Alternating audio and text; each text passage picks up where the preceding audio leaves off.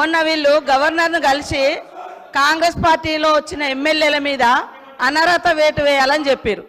ఎవరి ద్వారా ఇప్పించారు?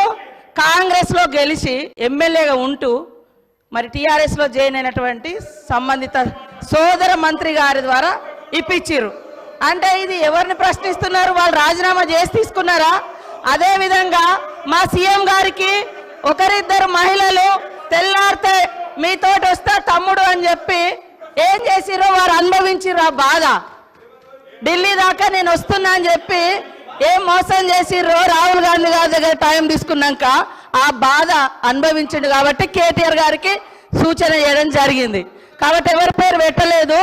మీరు మొన్న గవర్నర్ దగ్గర పోయేటప్పుడు మీరు మెమోరాండం ఇచ్చేటప్పుడు మా పార్టీలో వచ్చినటువంటి వాళ్ళ మీద అనర్హత వేటు వేయండి అని ఇచ్చినప్పుడు ఎవరిచ్చారు? సబితమ్మతో ఇప్పించారు. మరి సబితమ్మ కాంగ్రెస్ నుంచి టీఆర్ఎస్లో పోయినప్పుడు ఇచ్చినప్పుడు ఏం తెలియదు, ఏం తెలియదు, ఏం తెలియదు. ఒక్కొక్కరిని నువ్వు జైలు చేసుకున్నప్పుడు గొప్ప, మీరు జైలు చేసుకుంటే గొప్ప. ఏం తెలుసు నీ దురహంకారం బంద్ చేసుకో కేటీఆర్. ఏం తెలియదు, ఏం తెలియదు అంటున్నా. అడుగు మరి అడుగు. ఏం తెలియదు? మీరు అందరు జైలు చేసుకోలే, మీరు అందరు జైలు చేసుకోలే. వాళ్ళు జైలు చేసుకుంటే గొప్పట, మళ్ళీ వాళ్ళతో మెమోరాండాలు ఇప్పిస్తారు వీళ్ళు. మైక్ ఇస్తాను. కౌశిక్ రెడ్డి గారు మీరు కూర్చోండి. కౌశిక్ రెడ్డి గారు మీరు కూర్చోండి.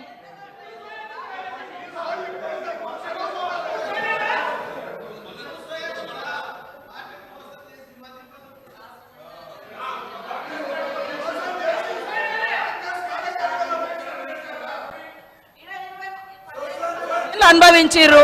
మళ్ళీ అదే కాంగ్రెస్ విధానాల మీద తిడుతుంటే వాళ్ళిద్దరు చప్పట్లు కొట్టడం ఎంతవరకు కరెక్ట్ అధ్యక్ష? ఇప్పుడు కాంగ్రెస్ పార్టీలో 10 ఏళ్ళు మంత్రులుగా చేసిర్రు. మరి 70 ఏళ్ళ కాంగ్రెస్ విధి విధానాలు తెలిసే వాళ్ళ పదవులలో కొనసాగినప్పుడు మళ్ళీ కాంగ్రెస్ని తిడుతూ ఉంటే రోజు ఇట్లా కొడుతూ ఉంటారు. అది కరెక్టా అధ్యక్ష? అది కరెక్టా? నేను అందుకనే మేమెప్పుడు కూడా ఒకటి కట్టుబడి ఉన్నాం అధ్యక్ష. మంచికి బాధ్యత మాదే, చెడుకు బాధ్యత మాదే అట్లున్నప్పుడు.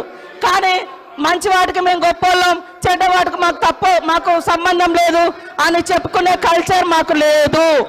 అప్పుడు కూడా అదే చెప్పినాం. మేము పాత వాటిలలో మేము ఉన్నప్పుడు మా బాధ్యత ఉంటే మేమే బాధ్యులమని చెప్పుకున్నాం.